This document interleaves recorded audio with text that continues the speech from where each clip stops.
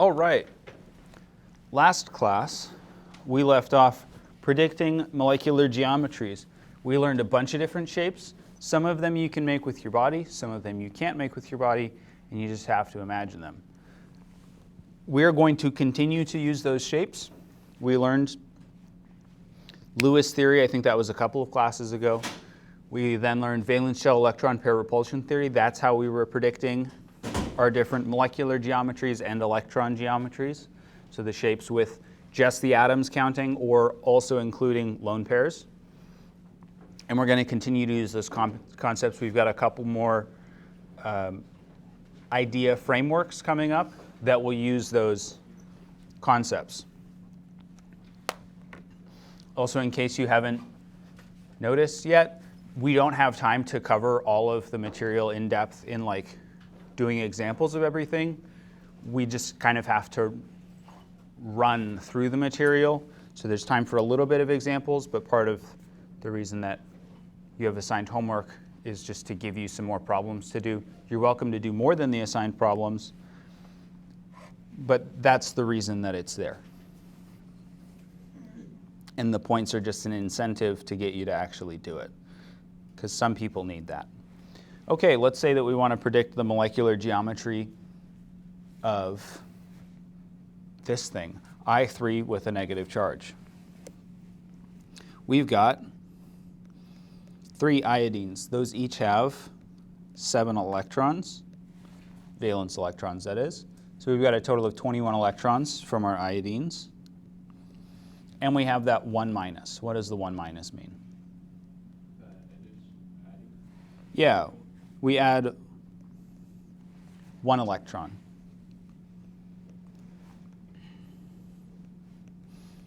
So we've got a total of 22 valence electrons to place.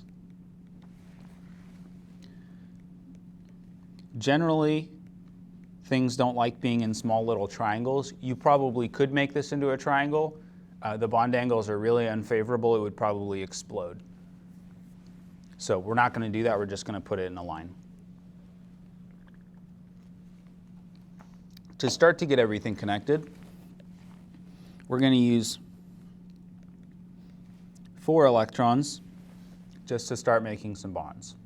Now everything's connected, we can actually call it a molecule, and we've got a bunch more electrons to place. We have 18 electrons left.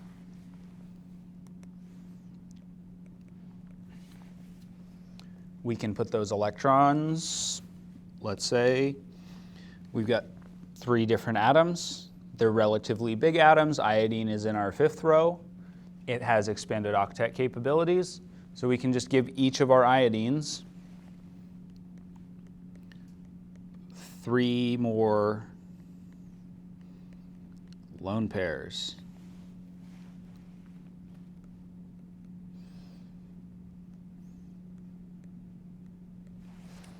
So it might look something like that.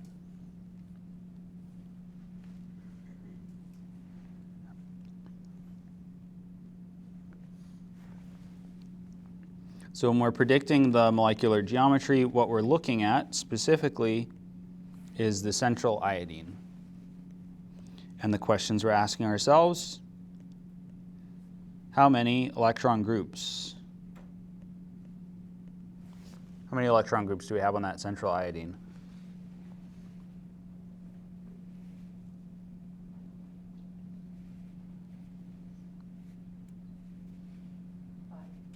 Five. We've got 5 electron groups. And that's comprised of 2 bonds, 3 lone pairs. So one way we could think of this is start with our electron geometry.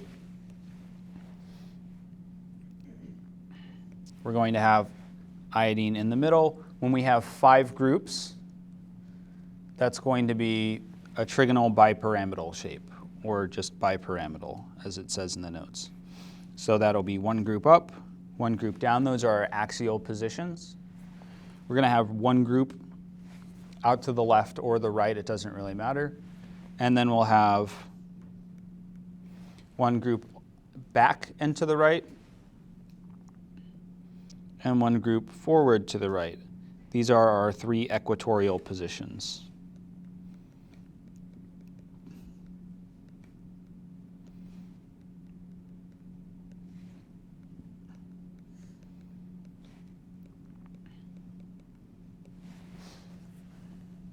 Those are our 5 groups.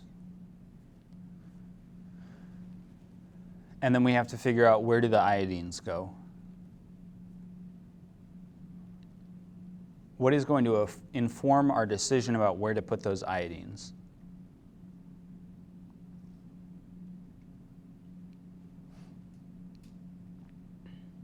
When we're placing these 5 groups, it's like putting in 5 magnets. They're all negatively charged.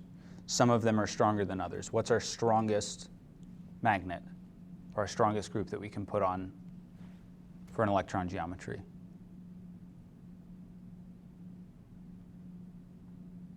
It's our lone pair. So our lone pair, we had a list of repulsion forces. The strongest was lone pair, lone pair. Then we had lone pair, bonding pair, and bonding pair, bonding pair. Because with a lone pair, the electrons are just kind of out there. They're not like stuck between 2 atoms, and so they can spread out a little bit more. So we can think of them as taking up more space, or you can think of it as it's 2 electrons. There's nothing shielding that electron force, that negative charge, and so it's a stronger negative charge. Either it's bigger, or it's stronger, or it's both. Regardless of how it works, that's a stronger repulsion. And if we put 2 lone pairs right next to each other, that's going to be unfavorable. So we want our lone pairs to be spread out as much as possible. In our trigonal bipyramidal shape, we've got this right angle between our axial and our equatorial positions. That's true for all of our axial equatorial interactions. We also have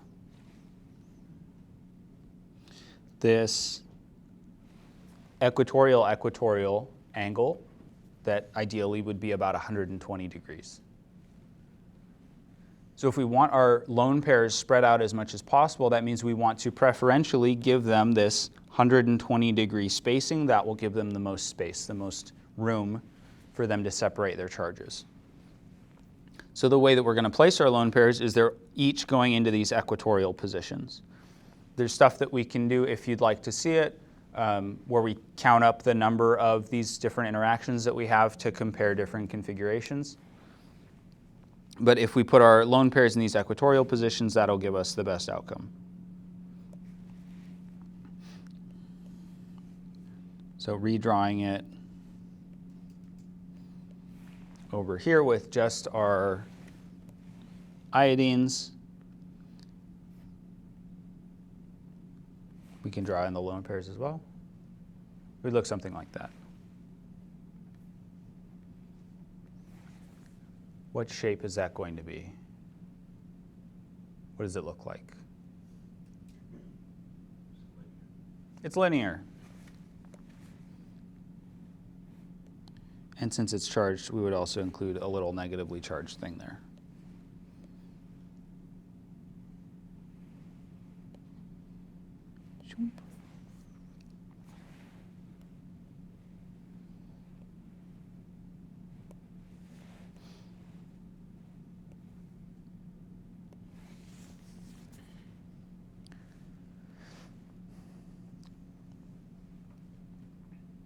Questions? So that's kind of the thought process of going through this. There's a lot of things, a lot of little things to remember. If you play the game enough, you learn the rules. Just like board games, oftentimes it's helpful to sort of have the rules roughly explained to you and then just jump in and start playing the game, and you'll learn them as you go. And that's part of the reason that we do worksheets, is you can play the game and I know the rules really well, and so I can explain them to you as you make mistakes. All right, something that I showed you apparently one slide ahead of time is the way that we represent molecular geometries on paper. We have 3 different lines that we can draw to represent shapes. The straight line is the one that we've used the most before. The straight line means that we're in the plane of the board. That's kind of our normal, our boilerplate, our meat and potatoes. Generally, we're going to draw as many straight lines as possible, partly because it's just easier that way. We also have the hatched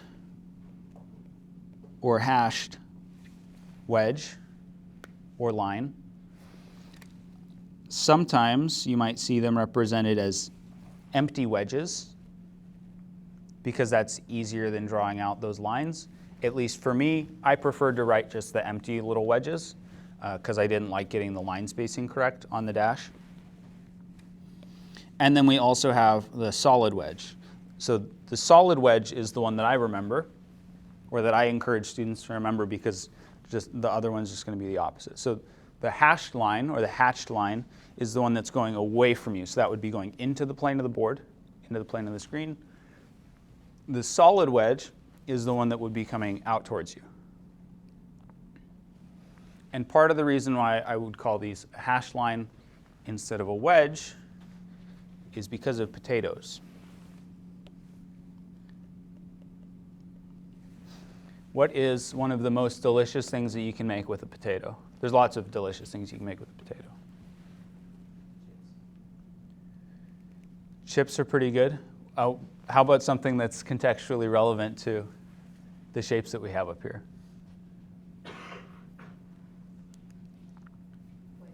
Wedges, potato wedges. I love potato wedges. I love potatoes just generally. So those potato wedges, those are coming out of the board because I want to eat them. I want the potato wedges going into my mouth because they're tasty. So the potato wedges, the filled in ones, those are the ones coming out of the plane of the board so that they're closer to us so we can eat them. The hashed lines, there's another thing that hash is a reference to. Keep that away from me. So that's going into the plane of the board. That's going away from us. Or it's the opposite of the solid wedge. Again, you're welcome to draw these empty wedges. You might encounter, if you take more chemistry, an instructor that says, no, you can't do that. You have to draw the dashed lines instead.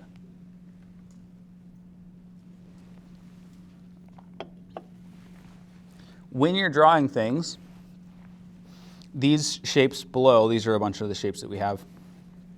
Again, generally you want as many things in the plane as possible, just because it's easier. But you can draw all of these things however you want. Like there's probably 15 different ways that you can draw most of these shapes. So you don't have to draw it exactly this way. If your brain sees it a different way, you can draw it slightly differently. You can flip them left, right, up, down, etc. But those are some examples of ways that you can draw the shapes. When we're playing with the molecular modeling kits in lab, pretty much any way that you can place the shape, you can draw it. Just some of them come through a little bit easier. If you have bigger molecules as well, these wedges and hatched or hashed lines just represent the relationship of 2 atoms. So you might have a series of 2, and that means that the first one's coming out and the second one's coming out even more. We won't be doing too much of that. Okay, questions about lines? If we have larger molecules, which larger molecules absolutely exist, there's some really massive ones out there. Larger molecules are going to have more than one interior atom. They could have 2, or they could have 59 or 60 or more. Lots of things have more than that. And so when we are trying to look at the shape for those things, the way that we'll do it in the class is just looking at the geometry about each of the interior atoms. So we'll come up with one overall Lewis structure that meets our requirements, or you'll be given a Lewis structure. And then you get to assess for each of those interior atoms, how many things is it bonded to, how many of them are lone pairs, and then figure out the shape from there. So in this example, we've got a nitrogen, we've got 2 carbons, and an oxygen. Those are all of our interior atoms. Our nitrogen is bonded to 3 other atoms and it has 1 lone pair, which makes it trigonal-pyramidal. Its electron geometry would be tetrahedral because of this lone pair. It's got 4 groups attached to it. That's always tetrahedral. Our left carbon is attached to 4 atoms. If you're attached to 4 things, that's tetrahedral, and so it gets a tetrahedral molecular geometry. Our right carbon is connected to 3 things. It has no lone pairs, and so it is trigonal planar. These 3 would be at about 120-degree angles. And then the oxygen is just bonded to 2 things. It also has 2 lone pairs, and so that would be the tetrahedral geometry. But then you get rid of 2 of the groups, and so that's going to be bent molecular geometry.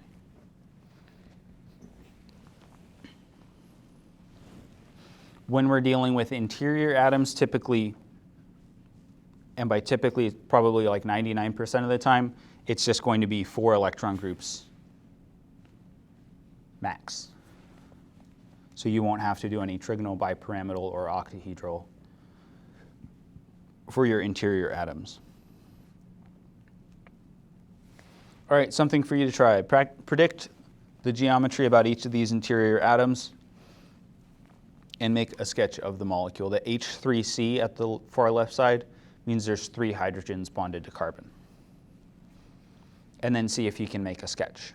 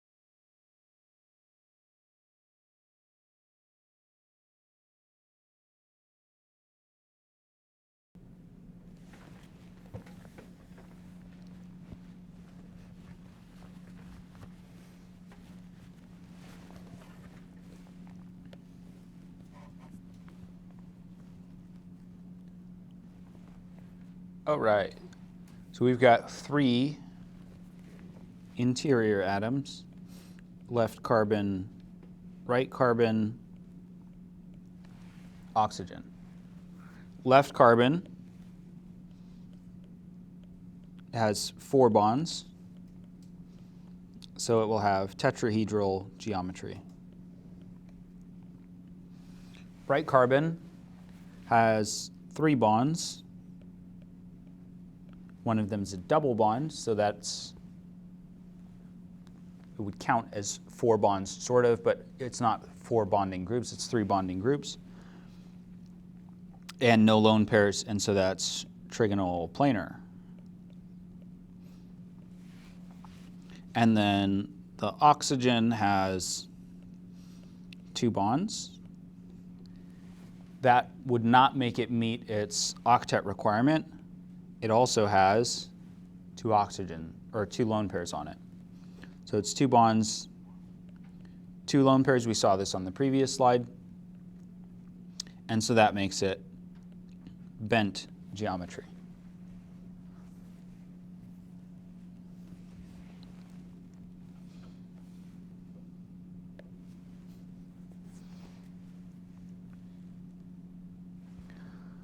And then if we wanted to make a sketch, I would start from the central interior atom, the right carbon.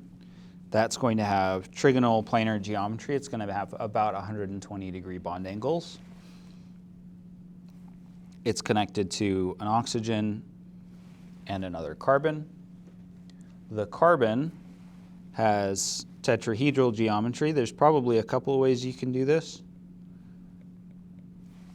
I would draw this hydrogen, doesn't really matter which hydrogen it is, I would draw it in that upward angle. So we've got now two bonds in the plane of the board. And if we remember our tetrahedral pose, there's 2 sets of bonds, each in a different plane, that are right next to each other. So we'll have to draw the other 2 in a different plane, the one that would be coming out and splitting between our eyes.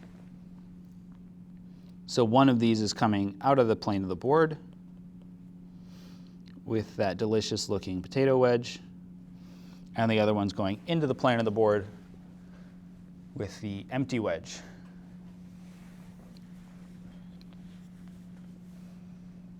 And that's approximately tetrahedral geometry, 109.5 degree bond angles. And then the oxygen is also connected to one hydrogen, and I'll just put that up there. Doesn't really matter where you put it because that's going to spin around. We'll get to that.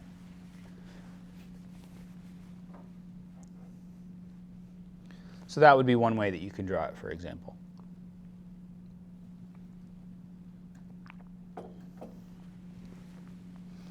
All right. Moving on, what is the molecular geometry about/around nitrogen in CH3NH2? So the way that this nomenclature works, the carbon and the nitrogen are connected to each other.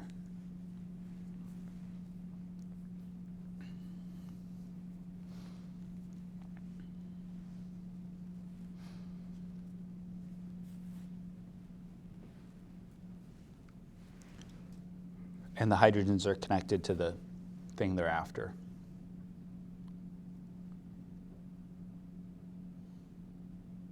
Any ideas?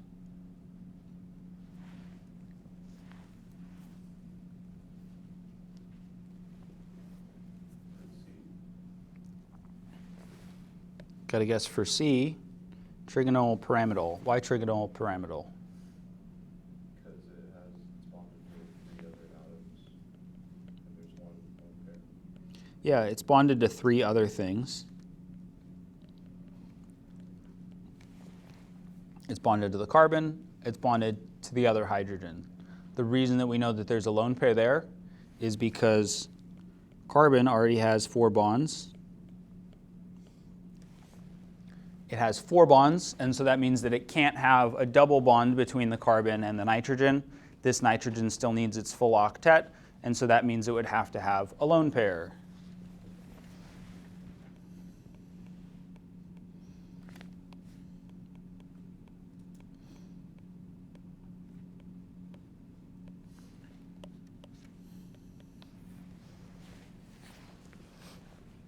And 3 bonding groups and 1 lone pair is trigonal pyramidal.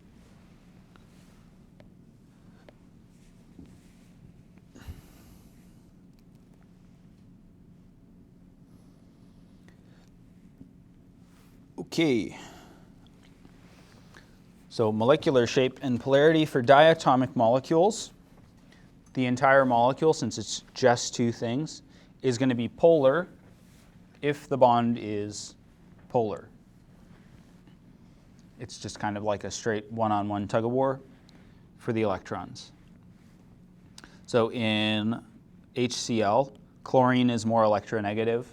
It's like a 3 or a 3.5. I think it's 3. For electronegativity, hydrogen's a 2.1, I think. And so this is going to be a polar bond. Chlorine's hogging some of those electrons, and there's nothing to counteract chlorine hogging the electrons from this hydrogen, and so we just end up with a partial negative and a partial positive charge. So for diatomic molecules, it's really straightforward. Polar bond,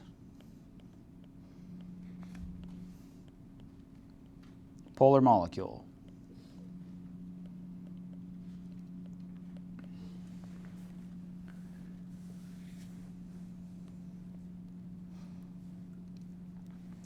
When we have polyatomic, more than just 2 atom molecules, there's more things to consider.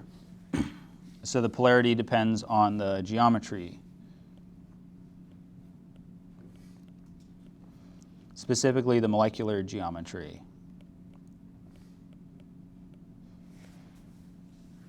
So we have to think about whether our bonds are going to cancel each other out and whether they are all similar strength polarity, and if there's polar bonds. There's a little bit more to consider. The slides have some vector calculations in them, sort of. It's like soft vector calculations. But there's other ways to do it. We'll get to that. So CO2 is an example of something that has polar bonds. It contains 2 polar C double bonded O bonds. That's all it is. The molecule is linear, and so this shape down here below, each of these oxygens is trying to hog electrons from the carbon, and carbon's just in the middle trying to hang on and survive. Since these pull in opposite directions, they cancel out. So the difference in electronegativity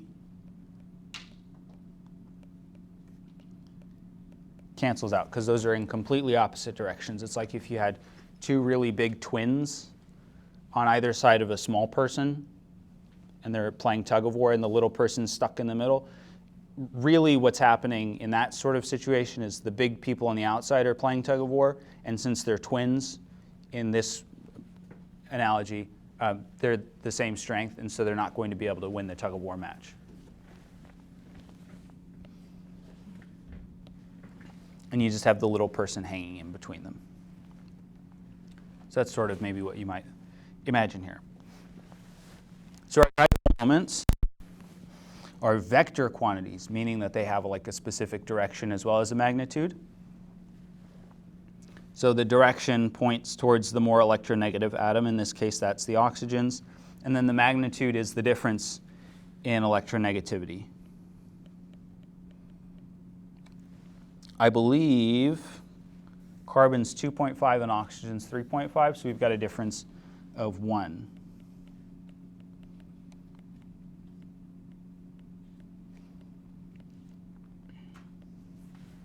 Since they're the same strength and they're in opposite directions, then they cancel out. If we had fluorine on one of these instead of oxygen, fluorine's much stronger. It probably also wouldn't form a nice molecule, but if we had fluorine, fluorine is stronger than oxygen by about 0.5 on the electronegativity scale, and so then we probably would have a polar molecule, even if it was still linear like this, just because the size of one of the arrows would be bigger.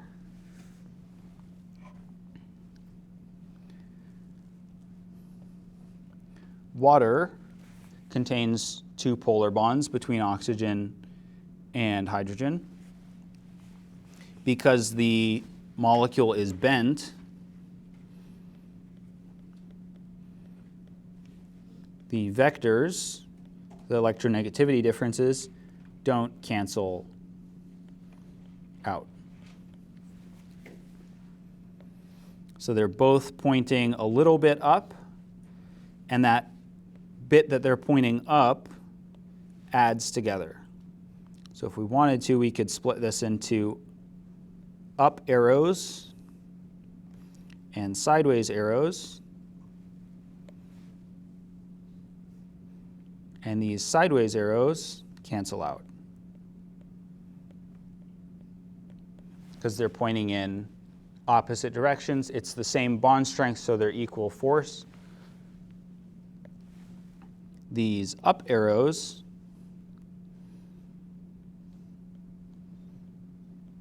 add. So you can think of that as taking those little up arrows and stacking them on top of each other.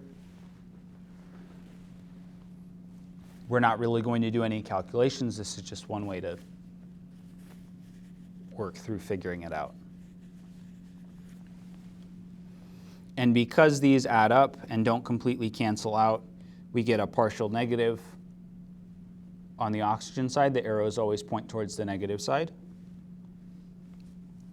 And we get a partial positive along the hydrogen side. So it's this, the way we've got it represented, an up-down dipole moment instead of any sort of like left-right thing, because the side pointing arrows canceled out.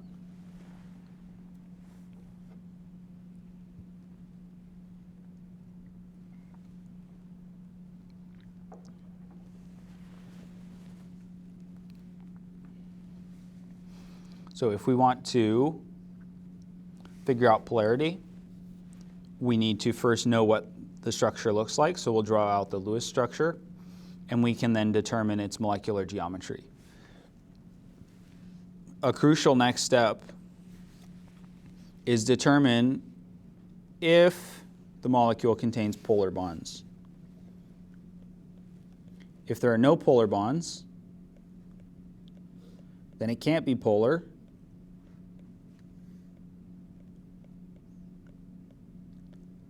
So that makes things pretty easy. So for example, chlorine bonded to chlorine, they're the same strength. There's not an electronegativity difference. It can't be polar.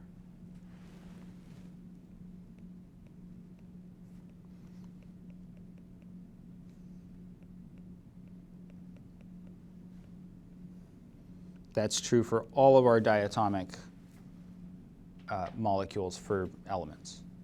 So chlorine, hydrogen, nitrogen, oxygen, fluorine, bromine, iodine, a couple others, maybe. But it's true for all those. And then we can figure out if there are polar bonds. We can draw out our little arrows, draw out whatever our molecular geometry shape is, and figure out if those arrows cancel each other out. That's sort of optional, but that's how you should do it, or should be able to do it. And if they add together, like with our H2O, if they're not completely canceling each other out, then they will form a net dipole moment.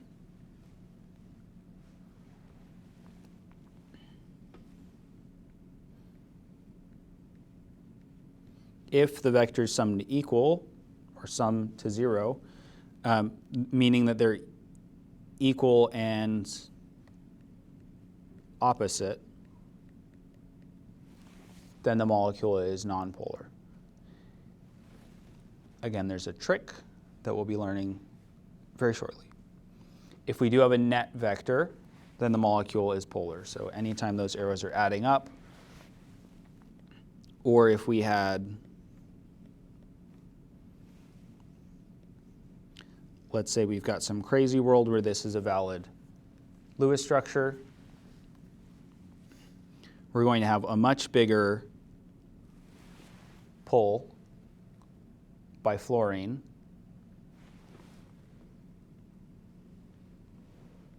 than we would by hydrogen. I don't know, Biology. I think hydrogen's, no, hydrogen's less. But we could have something like this. What would we put there? Let's put a chlorine. That would work. Fonkel brick ship.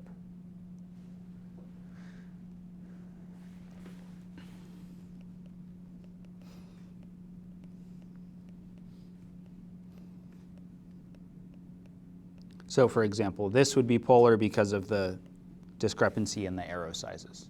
It doesn't exist, but it would if it did. So there's that also. Let's say that a molecule contains 3 identical polar bonds. In a trigonoplanar molecular geometry, is the molecule polar?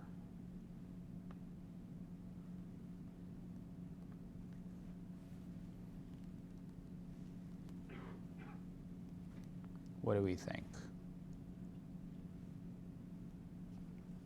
No. We think no. Why do we think no? Because if they're all like canceling each other out, because they're like an equal distance apart. Yeah, that's exactly right. So this is not going to be polar. We've got some central thing in the middle here, and evenly spaced 120 degrees. Let's say that they're all more electronegative things on the outside.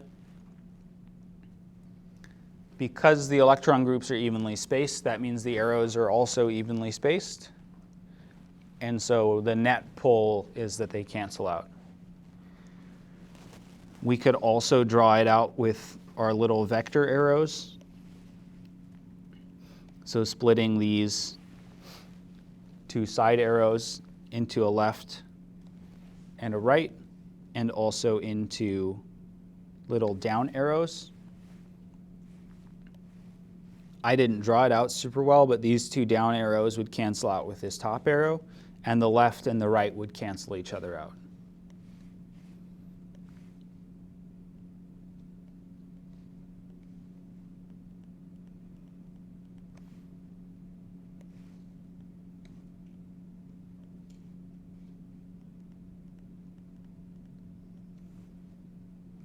I don't think we necessarily need to do vectors to do it, but that would be one way that you could represent it if, for some reason, vectors is easier for you.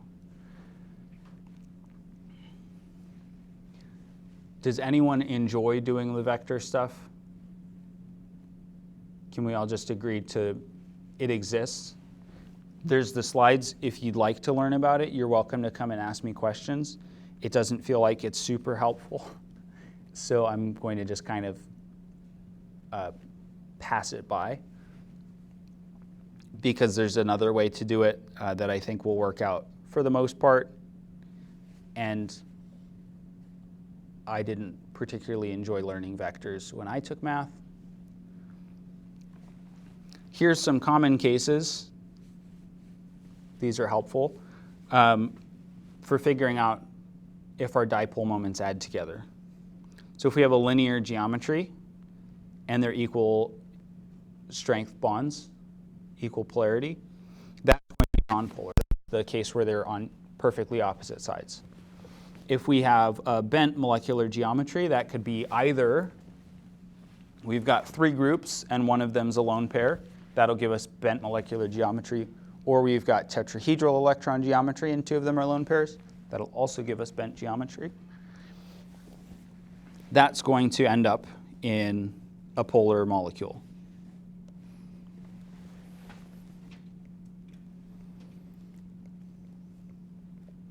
This has lone pairs. Either case has lone pairs. Trigonal planar, that's the one that we were looking at before, before we skipped over all the vectors. These are all evenly spaced, and so it's going to be nonpolar. Are there any lone pairs in trigonal planar? There are not. Tetrahedral is another common case that will also be nonpolar. One of these arrows is pointing out, one of them is pointing back. Those are also evenly spaced. Are there any lone pairs in the tetrahedral geometry? There are not any lone pairs in the tetrahedral geometry. Our last common case is for the trigonal pyramidal shape.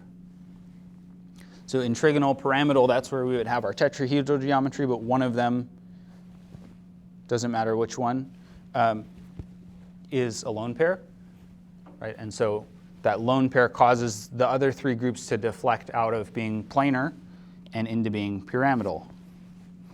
And so this is polar.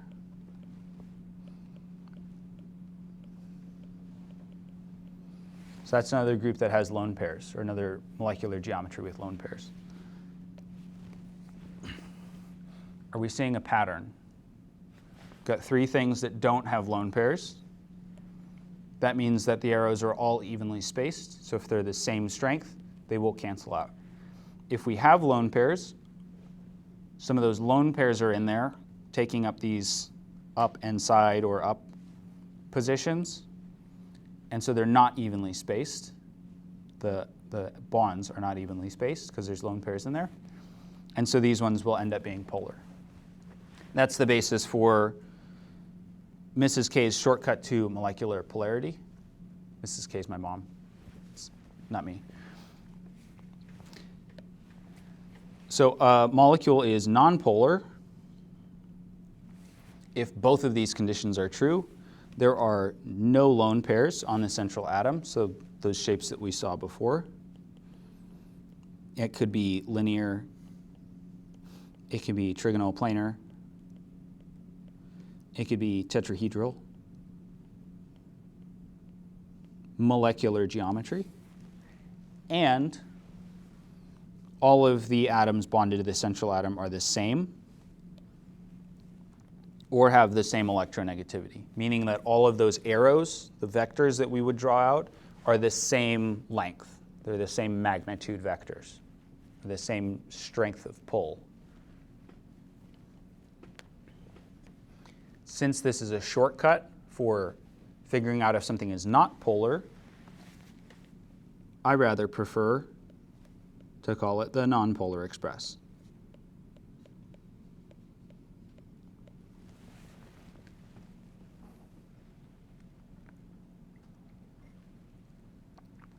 I think that this is a lot easier than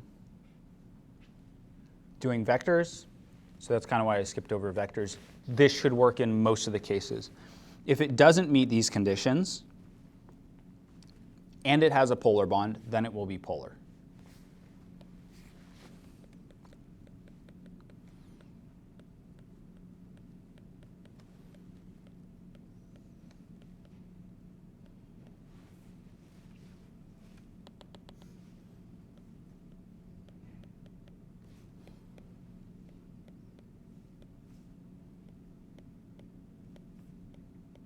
So if it doesn't pass both checks, both points, and has polar bonds,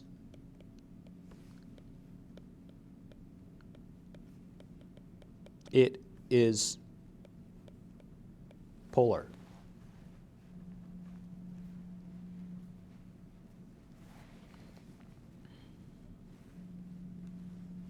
So this works for both nonpolar and polar.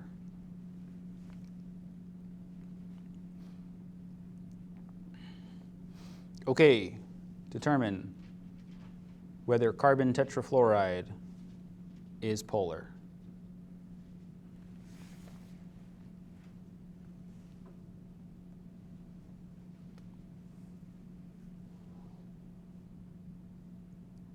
Fluorine forms one bond. Carbon can form 4 bonds because there's 4 fluorines. It's going to be carbon in the middle, bonded to 4 fluorines.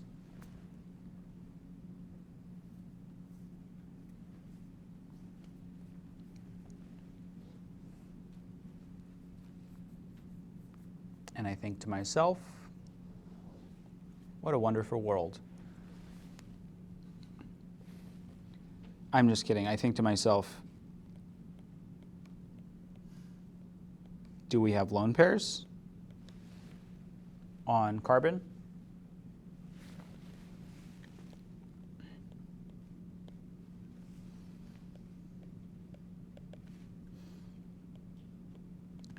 No lone pairs. It also has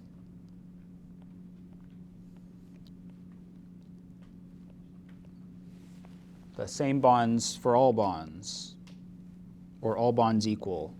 Let's say that.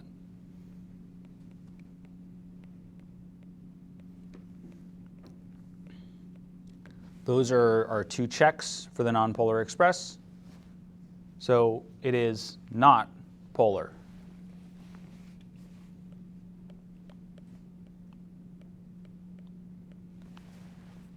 Of course, a good first check would have been, is the carbon-fluorine bond even polar? It is, so we didn't have to do it here, but if it was carbon bonded to something else, then it might not have been, and then we could have just said, well, there's not any polarity to form a polar bond or a molecule.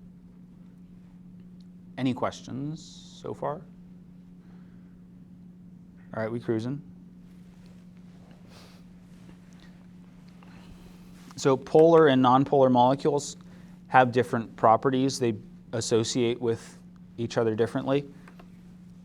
So things like oil, which is nonpolar, and water, which is polar, generally don't mix. It's sort of like this image of these magnetic marbles and the non-magnetic cations. If you mix them all together, all of the magnetic marbles will clump together and exclude the non-magnetic marbles. And that's sort of the same way of how water and oil don't mix. The water molecules stick together a lot more closely than the oil. Either way you think of it, they don't mix because one's polar, the other's nonpolar. Soap is a helpful type of chemical that helps us get nonpolar molecules off with polar solvent water. Water is polar. A common household solvent, you have it on tap.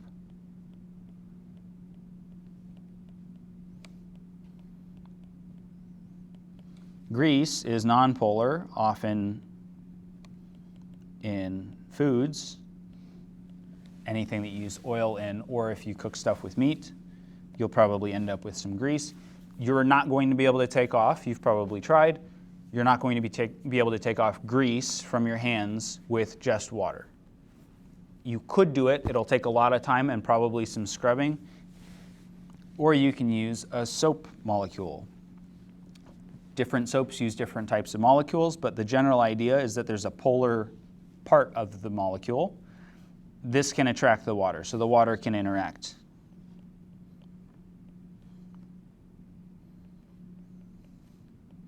Boing. So it lets the water interact, and then this nonpolar tail, this long bit that's just carbons and hydrogens, this long part can interact with the greasy soap, greasy. Let me reset my brain. The greasy grease molecules. And so this lets water indirectly interact with fats and grease, for example. So the way that polar molecules interact is kind of more like magnets because they have little positive and negative parts. The way that fats and grease and other nonpolar things interact is more like friction. If you lay pieces of paper over each other, that little bit of increase in friction from having a large surface area is more how those interact. And I've got some overlaid Post-it notes that I can show you to demonstrate that in lab. Questions? Great, that'll do it for polarity. Now we move on to one of those new theories that I was alluding to earlier, valence bond theory. And this covers bonds. The name makes it sound like it might be very similar to our Lewis model. It is different and unique from our Lewis model. The Lewis model that we've learned for drawing out things with our little dots.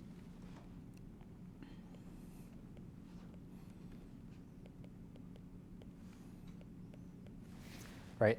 That's an oversimplification. It's about as simple as it gets, and that's nice because it's a good stepping stone to learn. And we can teach the 3A students how to do bonding with Lewis theory, but this is 1A, and we can learn something that's a little bit more rigorous. The more advanced bonding theories apply quantum mechanics. We're not going to learn a whole lot more quantum mechanics in this class. And the modern quantitative, meaning we're using numbers, the modern quantitative approaches are great for predicting things like bond length and strength, molecular geometries, and dipole moments. You would do those in a computer. We're going to look at two theories in a qualitative manner. No numbers, just descriptive. Talking about qualities instead of quantities, which are numbers.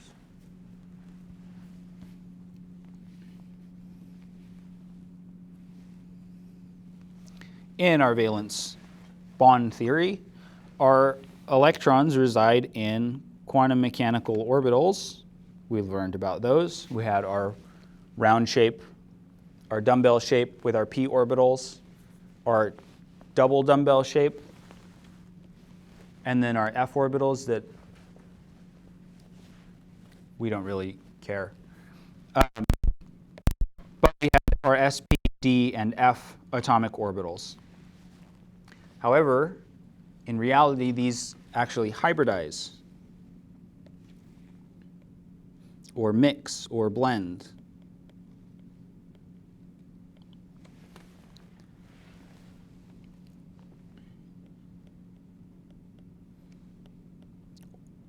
Our sp and d orbitals together.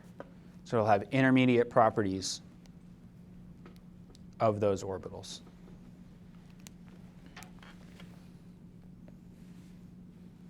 It sounds scary. It's not as scary as it sounds, if it sounds scary. If it doesn't sound scary, great. So what happens is when two atoms approach each other, the electrons in the orbitals and the nucleus, just the block of positive charge, interact with the other thing. We've got two big things coming together, and the positive charges are going to interact with the electrons. The electrons are also going to interact. And our valence bond theory is going to look at how the energy changes because of those interactions. If the energy is lowered, then that means that a bond forms.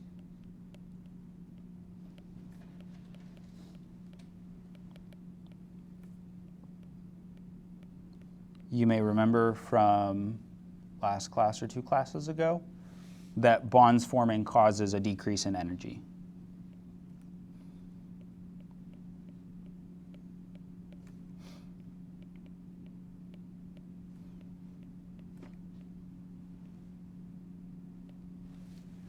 That decrease or release of energy means that it's more stable. Lower energy is more stable. And so that's the incentive to bond. It wouldn't bond if it wasn't favorable.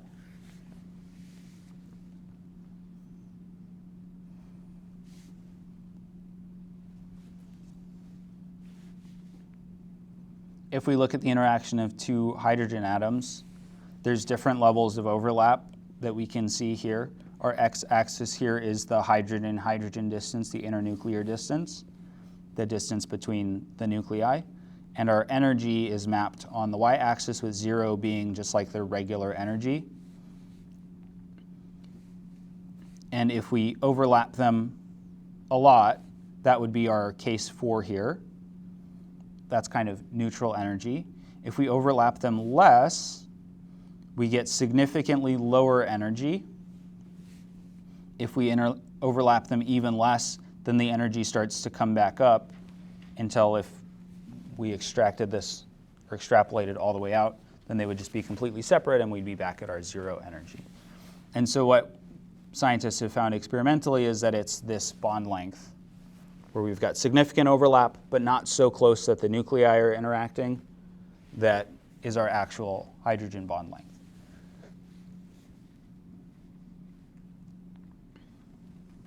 And that's also the lowest energy.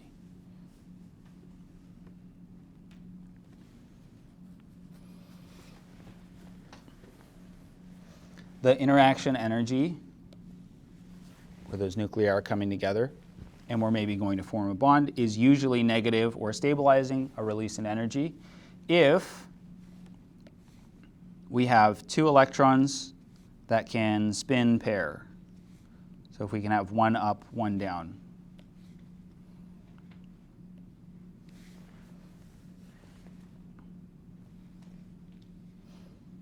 Typically, our electrons are going to come from half-filled orbitals. So for atom 1 and atom 2, if these are hydrogen atoms.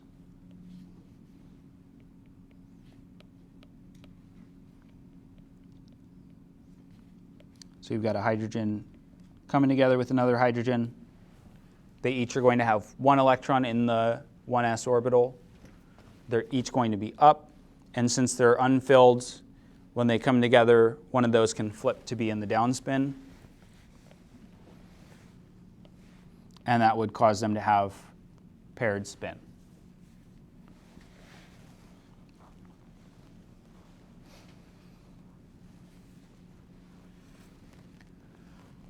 And so we end up with the electrons aligning with opposite spin and overlapping orbitals. Let's summarize. I think we've got more visuals coming up. Okay, so our electrons reside in quantum mechanical orbitals.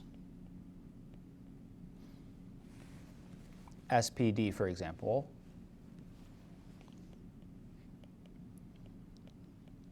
And these can blend together. Don't worry, I didn't forget to talk about that. It's just coming later in the slides.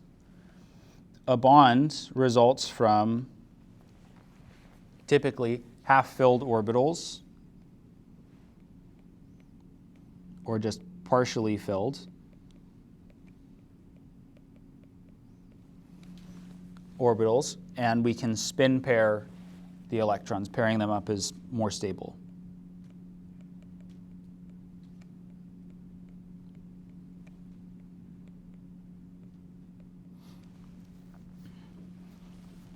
And then finally, the geometry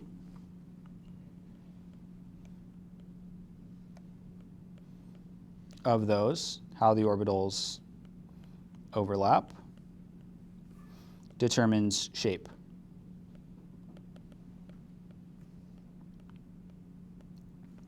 Determines what our molecule is actually going to look like.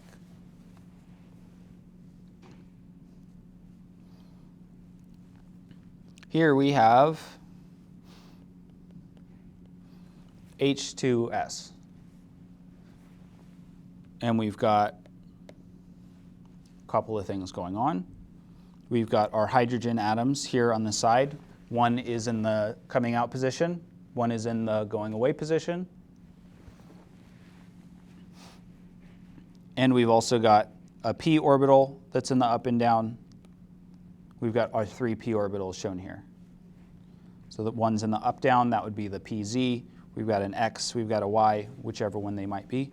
And we also have our round s subshell orbitals. Those are the round-shaped ones. When these bond together, sulfur has two unpaired electrons. So the unpaired electrons from the hydrogens can overlap with those p orbitals.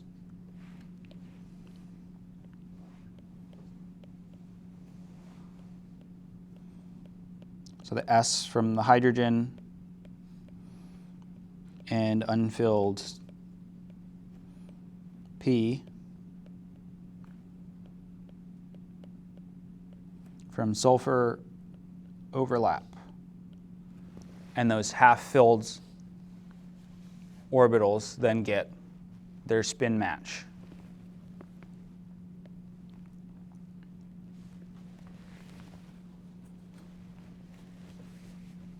We will see many more such examples.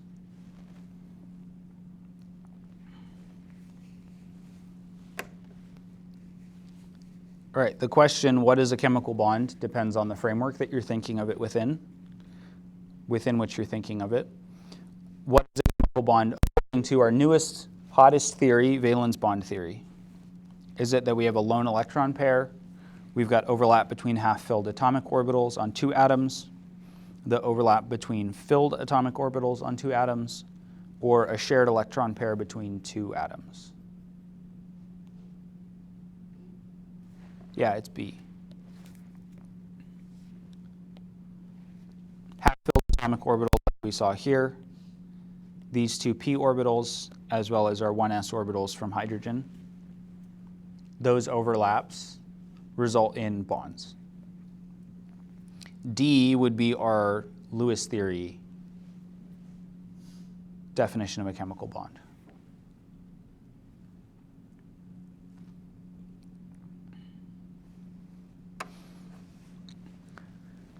Okay, so without hybridizing, the H2S molecule that we looked at works because we had two empty p orbitals and we were bonding two hydrogens with it. So we didn't need to do any hybridization. We had the two p orbitals already existing there and they were able to bond to the hydrogen orbitals.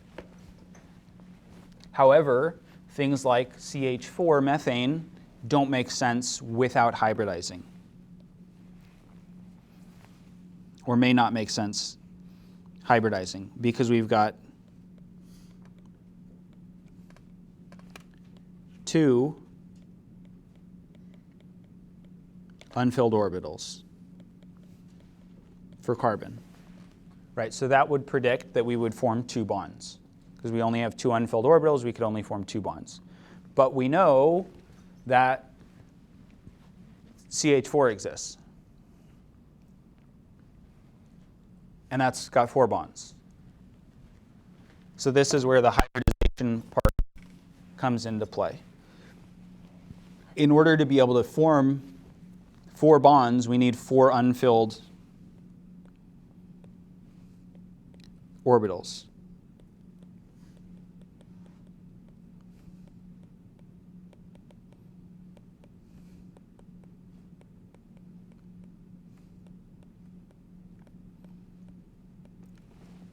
And so the where of those orbitals coming from, where those orbitals come from is hybridization.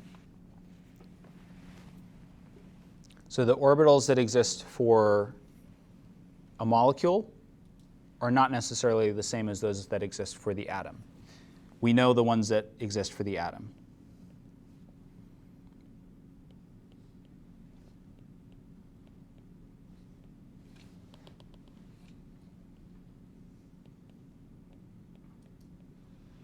We already know the orbitals for individual atoms. We can just read those off of our periodic table based on if they're in the S block, the P block, the D block, or that very low F block. We can predict which orbitals are going to be filled. We can do orbital diagrams. We can do electron configurations. We know how to do that. Those are not necessarily the same as what we will see for our orbitals when we form molecules. So hybridization is a process, a procedure that you would do on a computer with a program that ends up with you forming hybrid orbitals.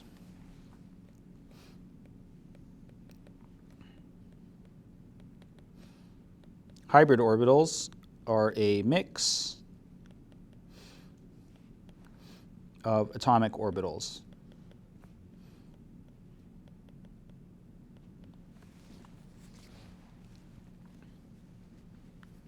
We still think of them as being localized on the atom, but instead of having, for example, our 3p orbitals coming off and our round s orbital, we would combine them all together into some secret, mysterious other orbital shape. That's our hybrid orbital. Since we're doing this all qualitatively, we're not going to do any computations. I wouldn't know the first thing about how to do the computations even if we wanted to. So hybrid orbitals, the reason for hybridizing is it lets them maximize the orbital overlap. This is a little bit of like putting a sentient brain into our atoms. They're not really trying to do anything. This is just what's happening. But the goal is minimum energy, more stability.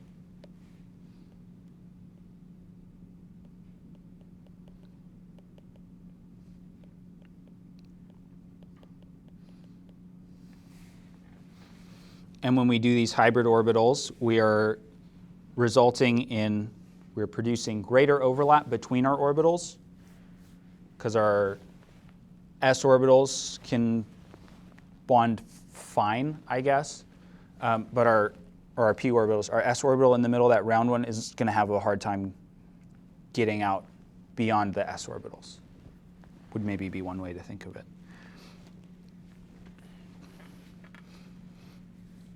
Our p orbitals also have 2 lobes, and when we hybridize them, they basically end up with 1 lobe instead.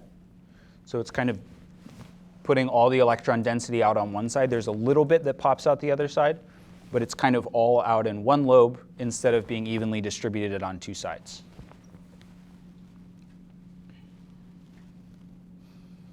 We are going to be assuming that terminal outside atoms are unhybridized. They're just s or p.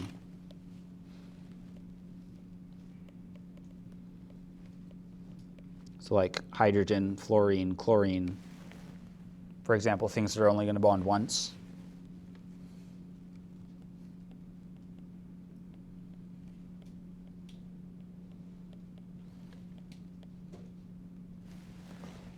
They're only going to have their s or p orbitals that they're bonding with because they're terminal.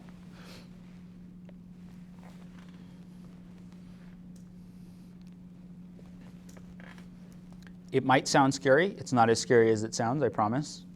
Unless it doesn't sound scary, then it is as scary as it sounds. Okay, the number of standard orbitals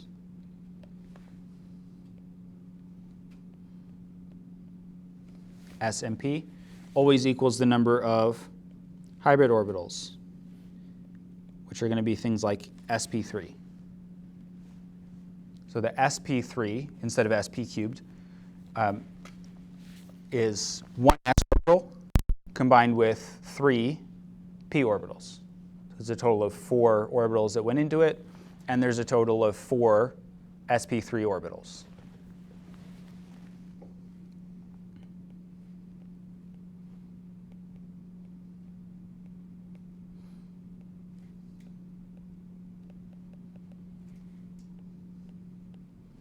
So we added into our hybridization machine our s orbital and our 3 p orbitals, and 4 sp3 orbitals come out.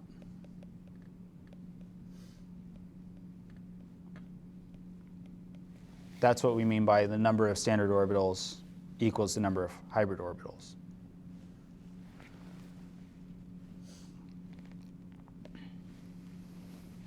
The combination of the standard orbitals, how many s orbitals and p orbitals, and we can also put d orbitals in there. The number of orbitals that we put in there determines the shapes and the energies of those hybrid orbitals. I'm going to underline shape because that's a big one here. We've already learned kind of all the shapes for what the hybrid orbitals are going to look like. You may recognize them when we get to them.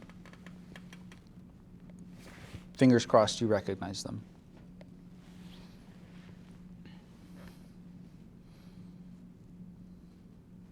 We are going to be using our valence shell electron pair repulsion theory for electron geometries to predict hybridization. That's how we've already learned all those shapes. There's other shapes that would form probably. We're not going to learn them. So the first one, the one that I gave away a little early, is our sp3.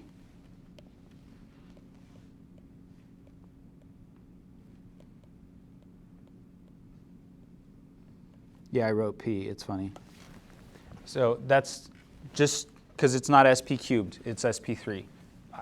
Maybe somebody says it sp cubed, but I say it sp3. I've always heard it sp3. So if we have carbon, carbon has one s orbital and 3 p orbitals. We can blend these together to form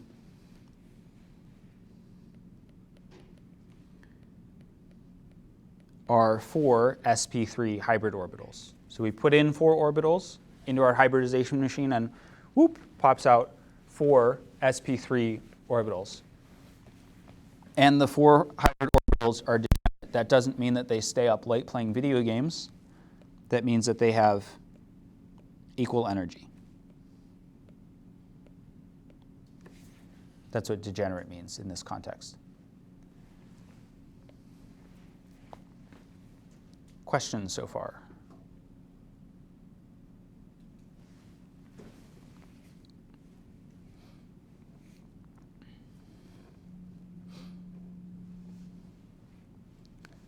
So on the left here are 4 unhybridized atomic orbitals. So we've got our 2s orbital, that's the spherical shape, and we've got our 3 p orbitals along their respective axes.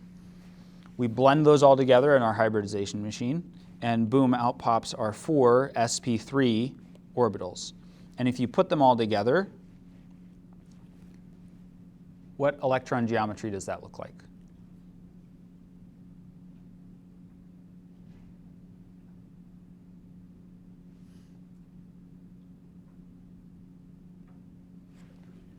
Tetrahedral.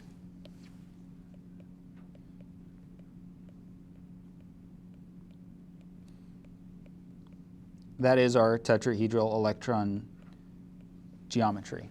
We've got 4 groups, in this case 4 hybrid orbitals, and so they show up along this sp3 tetrahedral electron geometry. And the spacing is the same as our tetrahedral spacing. And in these like single sp3 orbital diagrams, you can see, like for the bottom one, we've got this little lobe that's down and the big lobe that's pointing up. This is our electron density, and since we've got the big lobe pointing up, that is going to result in more orbital overlap than if we had, for example, our pz orbital. It's still along the z-axis, it's still up and down, but this bottom lobe is much larger than in our sp3 orbital, and so we're going to have less overlap if we have something bonding along the top position.